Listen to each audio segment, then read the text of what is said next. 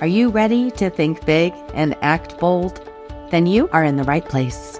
This is Innovative Entrepreneurs, a podcast that will bring you the stories, insights, and tips from some of the most successful and innovative entrepreneurs in the world.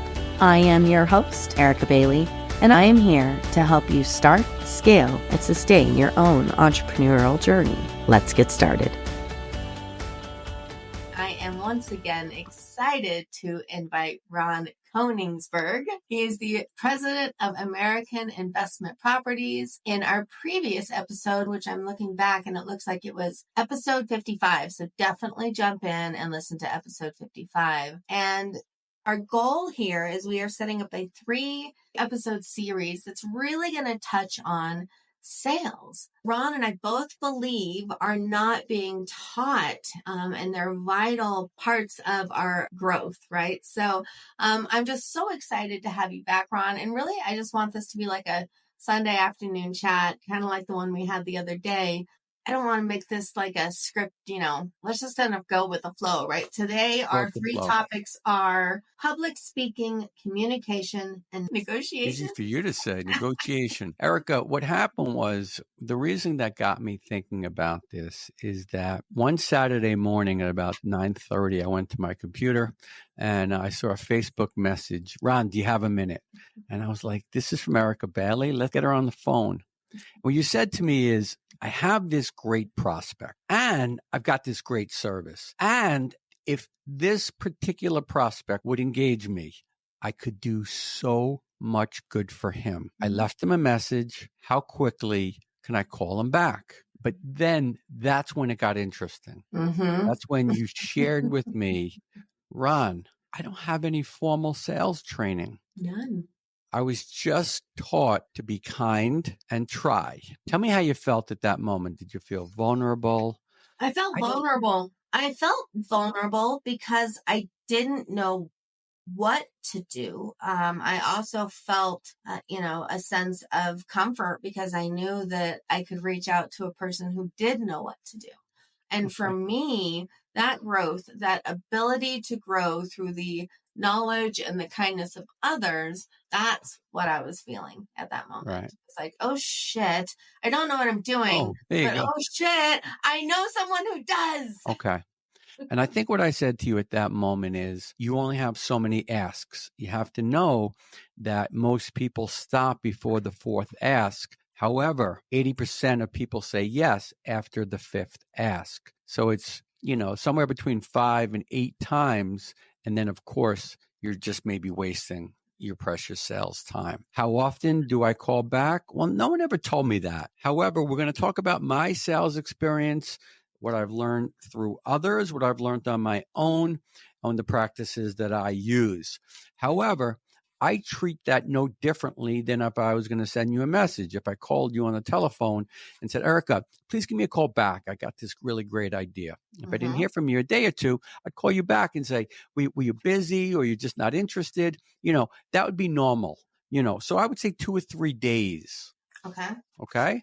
Does that sound fair? Enough time has passed where we're on to the next focus. Sometimes with people, if I leave a few messages, I might wait 3 to 7 days. So I just want a comfort level. I want everyone listening here to, first, I want to frame the importance of sales skills. I want to talk about 3 very important sales skills of the 9 sales skills.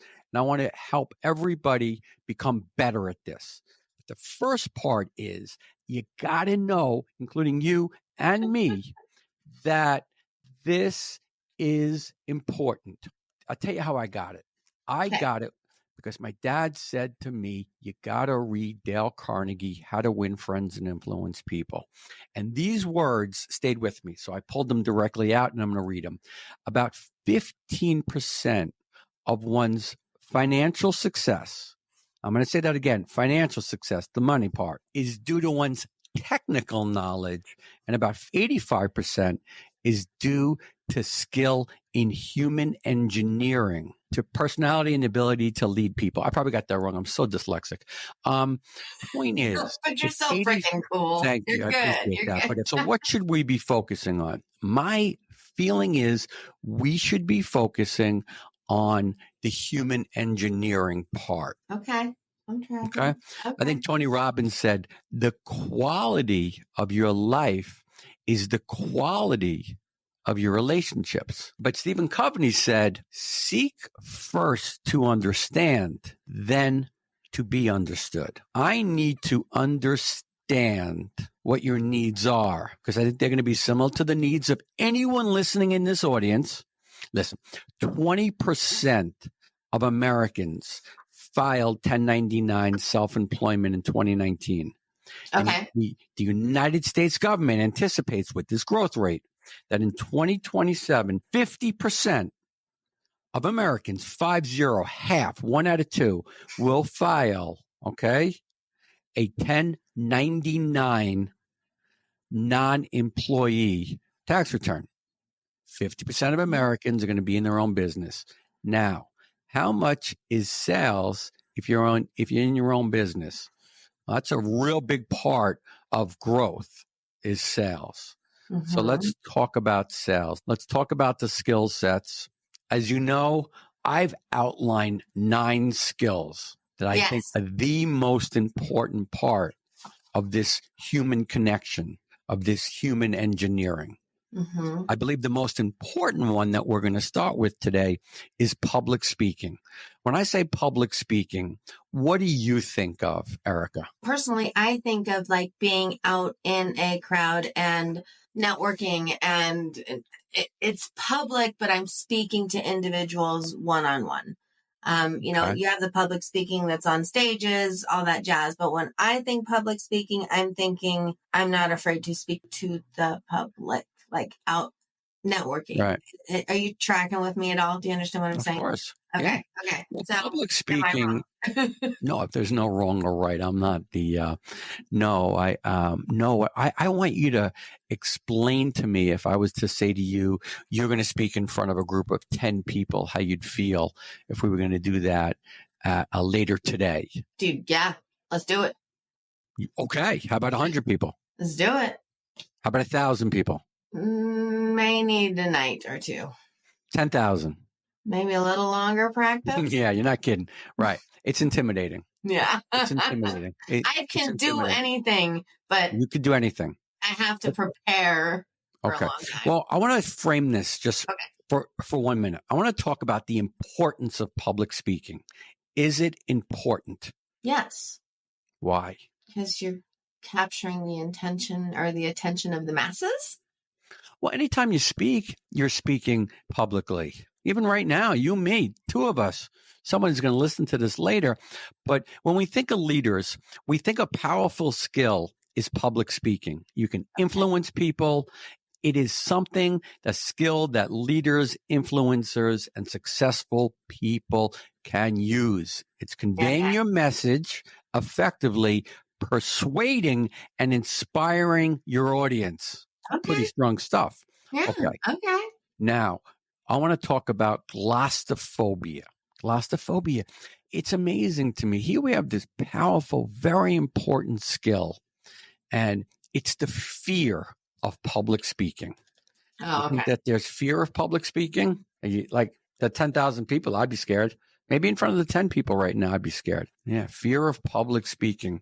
And it's baked into our DNA. It wasn't until I started to write my book that I found out that the fear of rejection, criticism, is the fear of being kicked out of your tribe, your group, your organization, literally being ostracized. Because you may say something embarrassing, you may say something that is not popular, and then you'd be socially isolated, left to fend for yourself. That is a very scary thing that's baked into us. Now, is that real? Of course not. If I said something not so great, there's probably 750,000 other podcasts or channels or anything else somebody could. I don't like Ron's message, but it's there. It's called glossophobia. Okay, How do we get over the fear of being ostracized and saying something stupid, Okay? Okay. This is getting good. Practice. Also, enthusiasm. That is also Greek. It's from the gods. So enthusiasm. If you're excited and you can tell me that why you're excited about something, it'll break right through fear, right? I love Right through fear. Yes. Right? Okay. Right. Nervousness is normal. Okay. Some of the things that you could do to be a good public speaker, maintain eye contact. Keep it simple. Keep it understandable. I don't need any fancy jargon to tell you the importance of public speaking. We all know that if you're going to be successful, and like Dale Carnegie said, and you want to have that 85% of that human engineering, you have to be able to speak, to persuade, and inspire your audience. If it's an audience of 1, or if it's an audience of 1,000, or anything in between. Sounds fair, right? Yeah, absolutely. I'm tracking. Keep going. All right. So let's talk about the fear. Okay. What about unexpected disruptions and challenges? Well, that sounds pretty scary. Yeah, actually. Mm-hmm. I just say to you, Erica, you're already doing it. Stay calm, stay composed, make a joke. We were recently in an earthquake in New York. That's what the accent is, And I remember it happening. The buildings were shaking. Stay calm, stay composed. It'll pass. Make a joke about it. If I was giving a talk during it, I'd say, wow, my speech is earth shattering. Oh my God. Why not, right? All right, it's a little corny. Now you can understand. It's corny, but it works, man. All right, okay. It works. All right.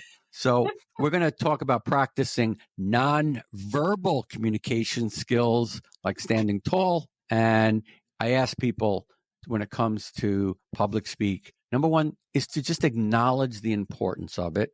It's one of the 9 most important skills. I think it's, quite honestly, I think they're all interchangeably important. I will start with public speaking because I think this confidence will help you with the 8 other skills. You think if you gave a productive speech in front of a group of 1, 10, 100, or 1,000 people, you would feel confident? I can tell you I would, for sure. Yeah. Okay. Well, because you're a badass. Okay. What you got? What's Can't next? anyone be a badass with a little bit of enthusiasm? Yes. Mommy, you're not going to believe it. I don't know. Tell me. What does that kid got going on? It's pretty enthusiastic. So prepare.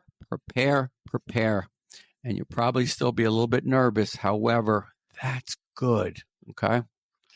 I'm just fully aware of the fact that there is a little bit of nervousness, this claustrophobia that's baked in. I don't know why it's not in every textbook. I think communicating either with an audience of 1 or any other number is important. Being able to persuade, speak well, and speak in public, that doesn't earn 1 class at any school. Let me tell you a story. I was recently watching this guy, Jesse Itzler. Now, Jesse Itzler went to American University. Jesse Itzler was in my fraternity, but 3 years or 4 years after me. So I never got to meet him. Jesse Itzler is a guy that's worth like $100 million. He invented vitamin, coconut water, and marquee jets. And I was recently at a fraternity get together, and he was there, and I shook his hand, and I told him, how much of a big fan he is. And I just saw him on a podcast, and he said, I took a class at American University. I took this one class, and I know what class he was going to mention. He said, and I feel the same way. When I look back at my college career, and I probably took 40 classes, he mentioned the class in public speaking. I took that class. It changed my life. 5 speeches, we were graded, and also we were ranked and everybody else in the class. So you really kind of wanted to do better than everybody else. Mm-hmm. I'm so proud I took that class. I remember it so well. And of all the classes I took at this university, I remember public speaking. He mentioned it. I mentioned it. Public speaking is a game changer. So we'll get back on track here, but somebody who's never done public speaking before, now that you're talking about this, I'm like, no, I'd be scared as hell, man. Like, Right. you know what? Right. I don't Right. think I'd be as cool and collected as I thought I Right. would.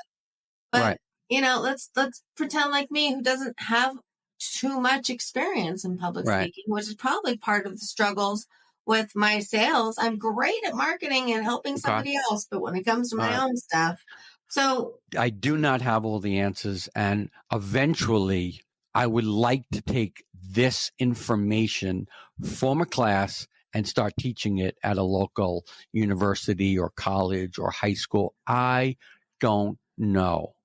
But as I learn more and I dig into the challenges that are in front of us and how technology is pulling us away from the in-person public speaking, that I see that Gen Z, 78% of Gen Zs report phone anxiety if they need to make one phone call.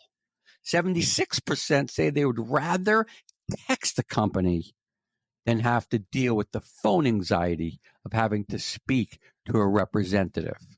So text, it's pushing us further away from the skill set that I want to highlight, that I want to strengthen. So technology, I think, is pulling us away from this skill set. Okay. Now, again, 20% in 2019, going to own our own company. Okay. If 50%, 2027. 85% of success is due to human engineering, public speaking. Very important. Let's talk about communication, okay? What is communication, Erica? Discussion between two people, be it words, body language, tone, or inflection. That's right. I mean, that's it. I kind of learned from this guy I talked to before, read his book. That's it. I mean, ideas, thoughts, feeling, and messages between individuals or groups. It's the process of exchanging information. Leaders who communicate persuasively inspire trust and respect, opening doors to all kinds of exciting opportunities. So we'd want to not only be good, these feed into each other at publicly communicating, but let's talk about all kinds of communication. Not only speaking, but actively listening. It's about understanding others' perspectives, problem solving, and agreement. Agreement. Effective communication strengthens our bonds with our family and friends. It's about an emotional connection. That's the importance of communication. Okay. So the goal is to enrich your relationship over time and become a better communicator. How do you do that? First, you need to identify it. Okay. Communication is important. For me, the most important part was to start to understand exclusive listening. I mean, yeah, right. It's silly. It's just a code name for some communication is a superpower. It's a superpower. And exclusive listening is putting away your distractions, asking clarifying questions. Okay. And to minimize misinterpretations and disruptions. So if we're going to have a meaningful talk, we really want to get into something. I want to know about Crosby's 6th birthday party. Was there a cake? Yes, a little one, and we made Oreo shakes. Oh man, how were the Oreo shakes? A little not thick enough. No, he was happy. Candles were involved. We had some candles. We were blowing out candles. And then we had to relight the candles so the L can go, blow out the candles, and some Minecraft toys, and happy boy, happy birthday. Right. And so we're communicating and I'm asking clarifying questions. Now, if I have to, really understand something, and this is really important, I think it's the takeaway I want before we go into negotiation. I want people to think not only do I want to learn about Crosby's birthday party? But I want to understand it so well that after this call, I can go teach about Crosby's birthday party. Let me tell you, this 6-year-old birthday party, there was Oreo shakes involved and a little too thin, not as thick as could be, but Crosby didn't mind. So I want you to learn so well from your communication that you're able to teach what you've heard. Meaning, did Crosby have friends at the party, or was it just like a little family thing? Just us. Okay. Because somebody might ask me that. Yeah. And you, okay. Oh my gosh. Understand? I want you to be able to communicate so well, so focused that you're able to teach what happened, almost like there's a quiz at the end of it. Okay. Except it's a self-imposed quiz. Okay. I want you to learn so well. Before we go on to the third C, dude, we could totally do a whole episode about that alone. But okay, let's keep going. Well, we're doing 3 today, and we're going to talk about negotiation. What does negotiation mean to you? Negotiation. It's funny how you can say it slow. Effective communication resulting in value for both parties. Well, I think most people, if you said, you're involved in a negotiation, all of a sudden their palms will get sweaty and they want to win. I'm not most people. Really? I think most people in business might say, you know, you're right. Yeah. I want to win. All right. So the first thing I know, because I'm in negotiations and I used to be in them, in the room. When I first started my career, I was always in the closing room. And I think that I fundamentally understood this to some degree, but I never wanted to win a negotiation. I wanted to survive it. I looked at it as a speed bump to getting that deal closed and coming home and saying, yeah, we sold the shopping center. It worked out. 4 C's of negotiation. And I want anyone to understand and everybody to understand, as soon as you're in a negotiation, there are 4 C's, okay? Okay. And not one of those C's is called winning it, okay? Common interests. Okay. We're in this closing today. I know how important selling the shopping center is for you and your family. I know with these proceeds, you're going to take the money. I know you've spoken about retiring and really changing your life and putting these proceeds to work to change your life. On the other side of the table, common interests. I know how much you want to buy the shopping center. It is a very important asset. It's going to fit right in the middle of your portfolio of other shopping centers that you own. And quite honestly, it's something I know you're never going to sell. You are going to be so proud to own this shopping center that you will always, always value owning it. You're going to tell people about it. You're going to pass it along to the most important people in your life, your family members. You're good. Conflicting interests. Let's talk about conflicting interests. Conflicting interests. Sorry. Right. Making everybody be quiet. Okay. Conflicting interests. Okay. Let's talk about it. So the first C is common interests. Common. I want to get everybody in the room. Okay. Because. So if I see that one of my potential clients goes to ASU, right, or went to ASU, or that is my school, right? So that is our common interest. Is I would be like, hey, sure. At least that I'm totally different than what you're talking about, right? But well, no, but it's okay. We both went to ASU, and I think the common interest in your product you produce and help people like myself. I don't have a podcast, but anybody that does have a podcast, you're really good at helping them grow an audience, have a message, and grow their brand. Huge, great, common interests. What are the conflicting interests? Well, it's usually involving money. Oh, yeah. Okay. It's usually involving money. So in the shopping center scenario, leaving the podcast out of it. Yeah. I got to tell you how many times I've been in there, and the biggest asset that needs repairing and the biggest money issue that we have is the roof. That roof.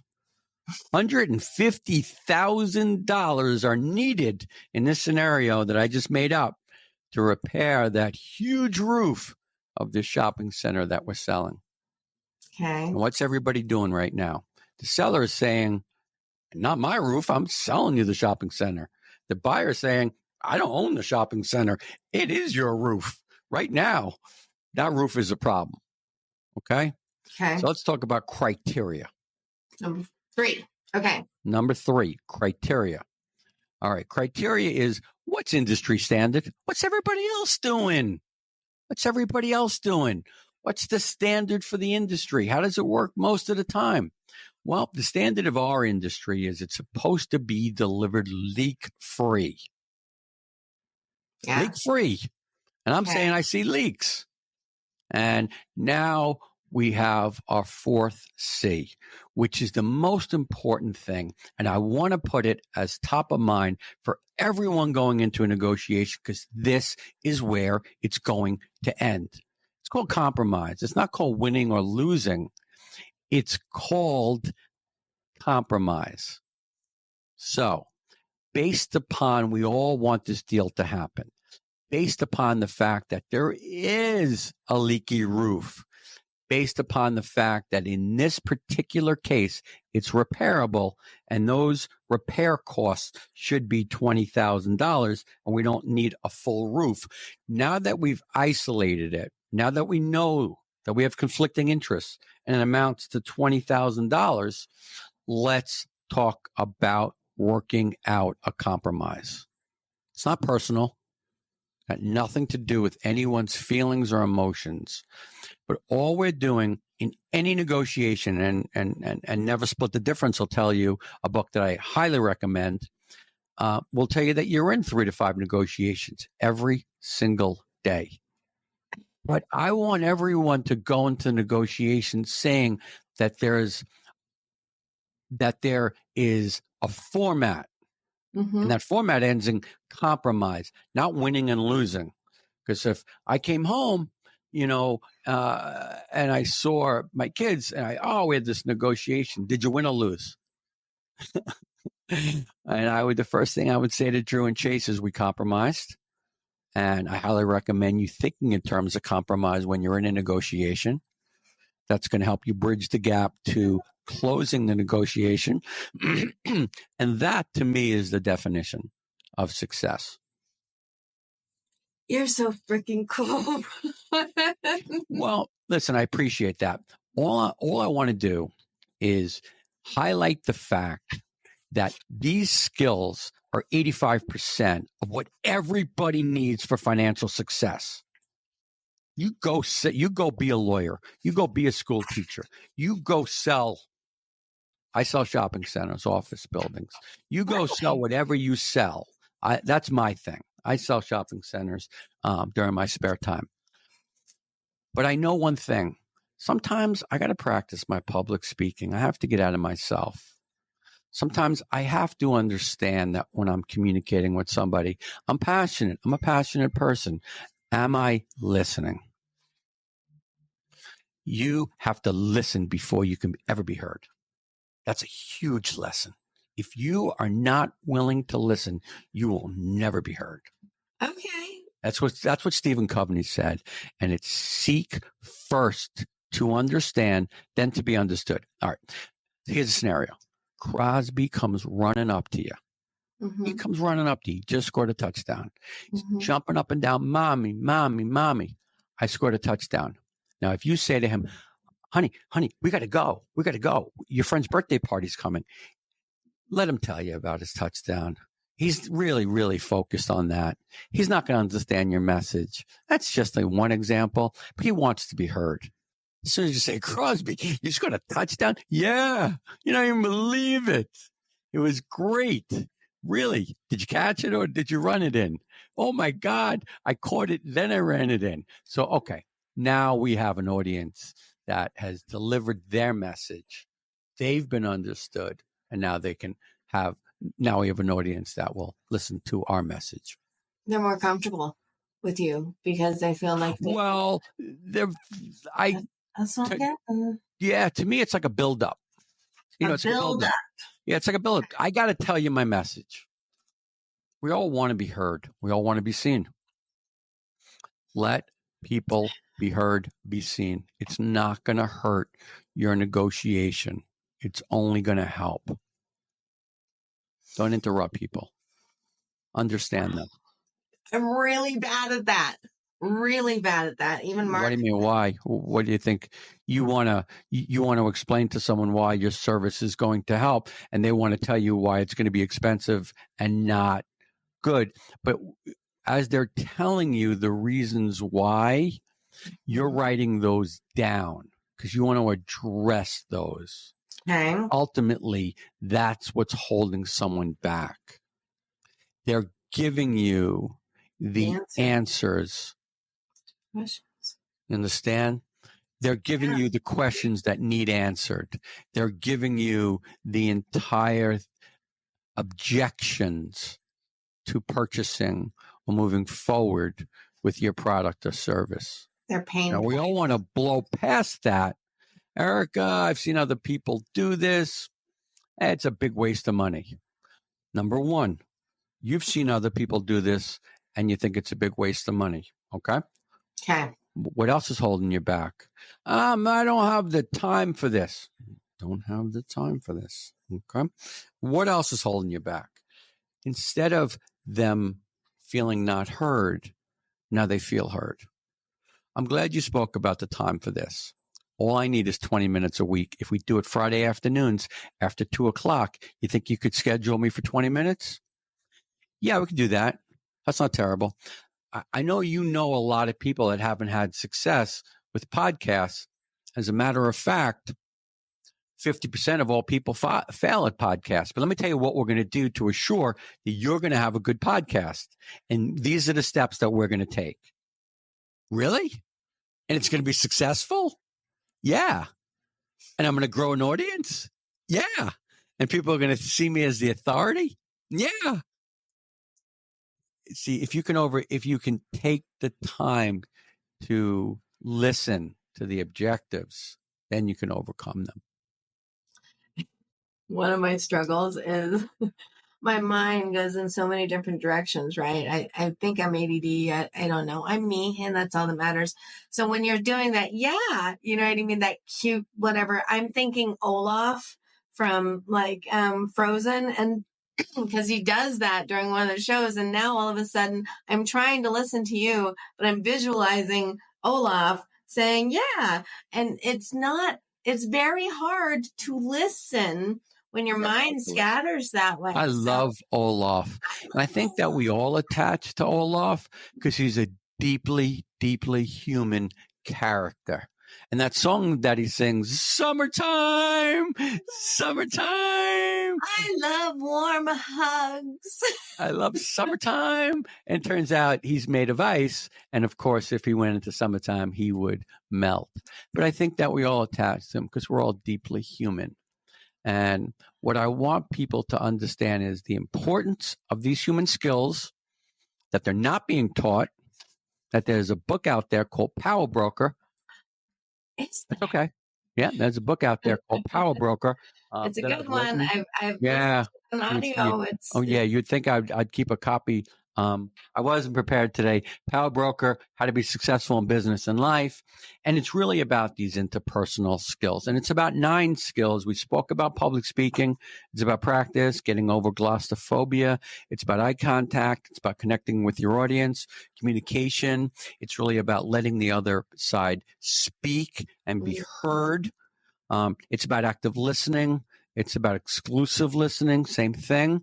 It's about putting away your distractions, and it's about not being Olaf to the best that we can. And it's about learning what someone is saying to us so well, we can go teach it. Teach that shit.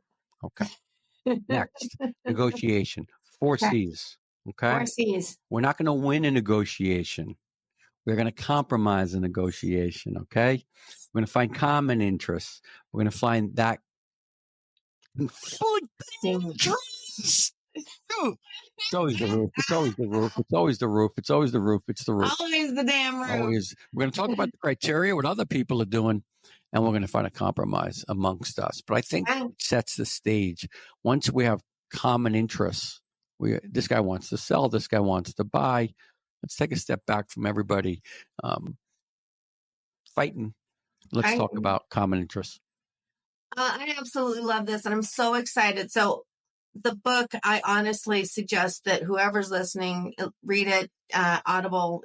I listened to it on a drive to and from Salt Lake City, and it was very interesting. It kept my mind going, and I loved it. So I would suggest that. All of the information will be in the show notes, but keep tuned or stay tuned, because Ron and I are going to be doing 2 more episodes where we're going to be talking about 3 different sales strategies, life strategies from his book. And if Ron, will you give me just a little background? Like, why should people listen to you? Oh, come on. This is where you're allowed to this is where I come from, and this is why I'm a badass. A good, great guy. Right. Toot your horn. Toot my horn. Toot your horn. You deserve right. it. As far as financial success is concerned, I have been $1 million commercial real estate gross commission income producer for many years. I own my own firm. And the truth is that I think the financial success is through the skill set that I was forced to learn. What do you mean forced? I'm dyslexic. Yeah, I have a New York accent. Oh, it was dyslexic. So cool. I'm dyslexic. I can barely read.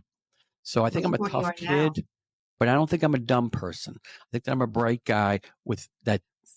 Listen, 1 out of 6 people is dyslexic. I'm severely dyslexic. So I took the skills that I had, my people skills, and those are I believe these people skills in some way come natural to me and in some ways needed to be honed. So now we're talking about understanding the importance of these skills, understanding they're 85% of your success, and understanding you could be better at them.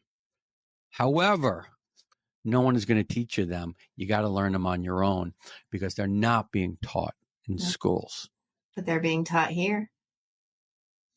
Episode 2, coming to a podcast near you. Coming to a podcast near you. And if you haven't checked, definitely go back to episode 55, where you'll learn more about Ron himself and his book, Power Broker. Like we said, really awesome.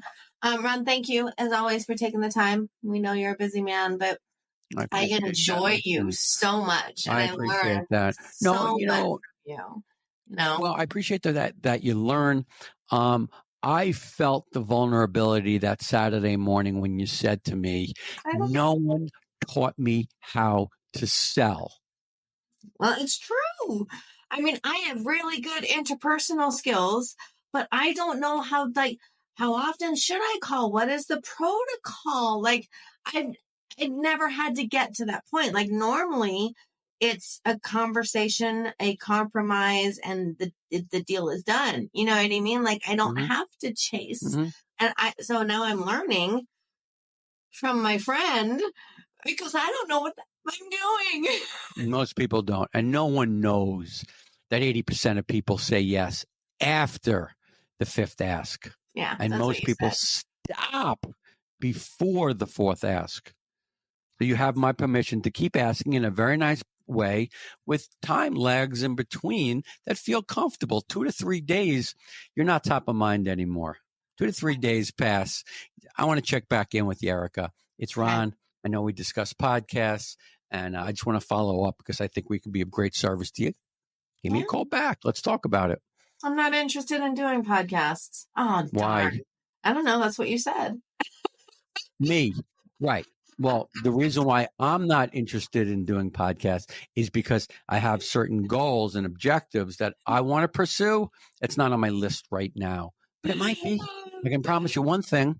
I don't have anybody else that I would use in the entire planet except for Erica Bailey.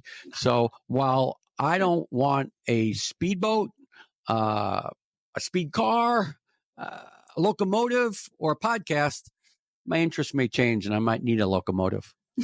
You're so freaking cool. Oh my gosh. I am so blessed to have you in my circle. It's Again, fun. Ron, thank you so much. Episode 2 coming up. Do you have in front of you what those 3 topics will be? All right. So we knocked out public speaking. We knocked out communication. Negotiation. We knocked out negotiation. Let's talk about teamwork. Let's talk about relationship building and critical thinking. So we're going to talk about teamwork, relationship building, and critical thinking. No, it's more important than critical thinking. Just to give, when I think of critical thinking, I think about thinking on my feet. As a salesperson, my critical thinking. I'm all alone. I got a group of buyers. I got a group of sellers. Just me. Ron, what are we going to do? I got 6 people looking at me, 3 buyers, 3 sellers. Got to be able to think on my feet. Let's talk about those speaking on your feet skills. Okay. And the next one. We're also going to talk about relationship building. And we're also going to talk about working in a team and being part of a team. Yes. How to build good team skills. So that should be fun. It's going to be fun. Yeah, just like you said earlier, we are going to have a fantastic interview. We're going to do great stuff, which is exactly what we did. So again, thank you, Ron. And we will talk soon. And everybody, if you haven't already, subscribe, like, share, please. It helps get our messages out. Subscribe, like, share. What Ron has to say is important. So, all right. Thank you, Ron. Appreciate it. Wow, what a great episode. I hope you had as much fun as I did. If you want more of this goodness, make sure you subscribe so that you get notifications for future podcasts. And if you found value from this, please share it with others. You can visit our website at cwgdigital.com. This is Erica Bailey. I am your host, and I will see you next time.